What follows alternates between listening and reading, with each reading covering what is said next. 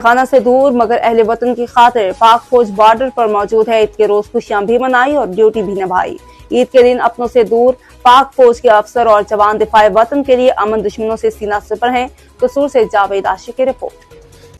कौम की खुशियां पाक फौज की कुर्बानियों से भारत है, जो सरहदों पर अपने फरैज सर अंजाम देते हैं। यहाँ शहरी अपने प्यारों के साथ खुशियां मना रहे हैं। वहीं पाक आर्मी और पाक रेंजर के अफसरान और जवान घर वालों से दूर दफाए वतन में मसरूफ हैं। कसूर में पाक रेंजर और पाक आर्मी के जवानों ने नमाज ईद अदा की, जिसके बाद आला अफसरान जवानों का हौसला बढ़ाने, उनसे ईदी मिलने और मिठाई देने पहुंचे। इस मौके पर बड़े खाने का भी एहतमाम किया गया, जिसमें अफसरान और जवानों ने मिलकर बड़ा खाना खाया।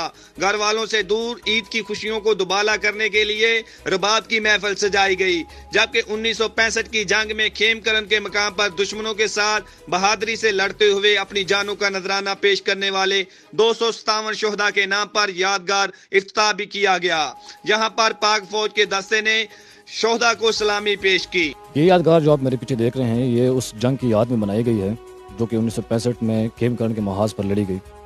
जब हिंदुस्तान ने रोहिवाल पर सेपहर हमला किया तो पाकिस्तान ने जवाबी हमले में खेमकरन तक दुश्मन के इलाके में रसाई हासिल की। इसके दौरान हमारे पाक फौज के 257 जवानों ने अपने जानों का नजराना पेश किया और अपने मादरे वतन के तहफ़्फ़ुज़ को यकीनी बनाया। हर घड़ी तैयार पाक फौज, पाक रेंजर के बहादुर नौजवान, फौरी एक्शन में आना, दुश्मन के नापाक अज़ैम नाकाम बनाना, इनका मिशन। कसूर के बॉर्डर पर सीना तान खड़े हैं। ईद के रोज भी दफाए वतन का फर्ज निभा ईद गुजारी। शुक्र अल्हम्दुलिल्लाह। देखो ना, ये तो हमारा खुशी का दिन होता है, तो बिल्कुल हमारा भी दिल करता है घर जाने का, लेकिन हमारी वजह से सिवलीन हो गया पाकिस्तान, हमारा पाकिस्तानी अवाम हो गया, वो अगर खुशी मनाते तो हमें बहुत खुशी होगी। सुबह कैसे दिन का आगाज़ किया, ईद के दिन का कैसे? सुबह शुक्र अल्हम्दुलिल्लाह हमने नमाज़ पढ़ी है, उसके बाद हमने कुरान ख़वानी किया, फिर हमने ईद की नमाज़ भी पढ़ी, बड़ा खाना भी खाया। अभी हम अपना ड्यूटी सर अंजाम दे रहे हैं। ईद के मौके पर पाकिस्तानियों को क्या मैसेज देना चाहिए? बस हम तो ये मैसेज देना चाहते हैं कि हमारी तरफ से उसको भी ईद मुबारकबाद हो, हमारा भाइयों को, हमारा घर वालों को, हमारा रिश्तेदारों को, हमारा दोस्तों को, उसको बहुत बहुत ईद मुबारक। जी, आपने देखा सुबह से आपको ईद की खुशियाँ दिखा रही हैं। अस्सलाम वालेकुम। वालेकुम सलाम। क्या नाम है? रफ़ाकत अली। रफ़ाकत अली, कैसे ईद गुजारी?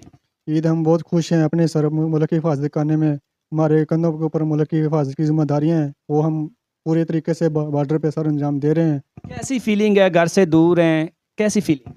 घर का कमी तो महसूस होती है, लेकिन हमारे ऊपर जो पाकिस्तान की हिफाजत करना ये जिम्मेदारी है, वो हम इंशाल्लाह अच्छे तरीके से निभा रहे हैं और आगे निभाएंगे। और पाकिस्तानी अवाम को क्या कहना चाहिए? पाकिस्तानी अवाम को हम अपने दिलों की गहराइयों से ईद मुबारक कहते हैं और उनको यही मैसेज देना चाहते हैं कि अपने मुल्क में अमन और अमान कायम रखें और पाक फौज का साथ दें। पाक फौज उनके साथ। जी नादरीन, आपने देखा हर घर में ईद उल फितर की खुशियां मनाई जा रही हैं, मगर मैं आपको दिखाना चाहता हूं ये हमारे बहादुर सिपाही पाकिस्तान धरती के बहादुर सपूत इस वक्त भी पाकिस्तान की हिफाजत की सरहद पर मौजूद हैं, मोर्चों में मौजूद हैं। तो पाक फौज जिंदाबाद। इसी के साथ अपने मेज़बान सरदार जावेद आशिक को दीजिए इजाज़त। पाकिस्तान जिंदाबाद।